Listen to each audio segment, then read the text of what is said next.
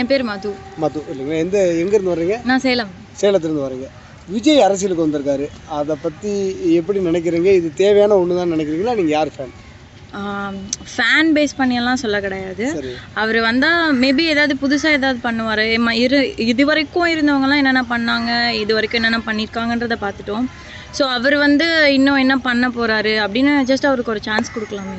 குறிப்பாக பெண்களோட பாதுகாப்பு தான் ரொம்ப முக்கியம் அப்படின்னு அவரோட மாநாட்டை சொல்லியிருந்தாரு. அஸ் அ பெண்ணாக எப்படி பார்க்குறீங்க அதை? இல்லை, அது ரொம்பவே இப்போ இருக்க, அதாவது இந்த ஆட்சியில் கண்டிப்பாக அது ரொம்ப முக்கியம்னு நினைக்கிறேன். ஏன்னா திரும்புகிற பக்கம்லாம் ஏதோ ஒரு அப்யூஸ் நடந்துக்கிட்டே இருக்குது இப்போ வரைக்குமே. ஸோ அவர் பண்ணுறேன்னு சொல்கிறாரு, அதான் ஒரு சான்ஸ் கொடுக்கலாமே. சான்ஸ் கொடுக்கலான்னு நினைக்கிறீங்க? கண்டிப்பாக. எடப்பாடி தொகுதியிலேருந்து வர்றீங்க இல்லைங்களா? ஆமாம். எடப்பாடியார் தொகுதியில் நீங்கள் அங்கே எப்படி பார்க்குறீங்க? குறிப்பாக ஒரு அதிமுக கூட கூட்டணி வைக்க கூட வாய்ப்பு இருக்குன்னு இருக்காங்க. முதல்வர் வேட்பாளர் 2 பேரும் சொல்கிறாங்க இல்லைங்களா? ஆமாம். அந்த ஒரு கன்ஃபியூஷன் இருக்குங்கிறது அங்கே இருக்கிற இல்லை, பிரச்சனை. எனக்கு தெரிஞ்ச அவர் கூட்டணி வைக்கிறது பதிலாக தனியாகவே பண்ணலாம்.